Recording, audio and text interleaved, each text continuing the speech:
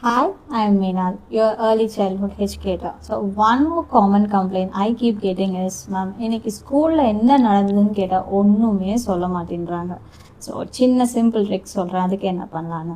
இந்த மாதிரி ஜென்ரலாக என்ன பண்ணீங்க, மேம் என்ன சொன்னாங்க, எப்படி இருந்ததுன்னு கேட்குறத விட இன்னைக்கு யார் கூட உட்காந்தீங்கன்னு கேளுங்க. அவங்களோட ஃப்ரெண்ட் நேம் மென்ஷன் பண்ணி அவங்க என்ன ஸ்நாக்ஸ் கொண்டு வந்தாங்கன்னு கேளுங்க. மேம் ஏதாவது ஸ்டோரி சொன்னாங்கன்னா என்ன சொன்னாங்க அப்படின்னு கேளுங்க.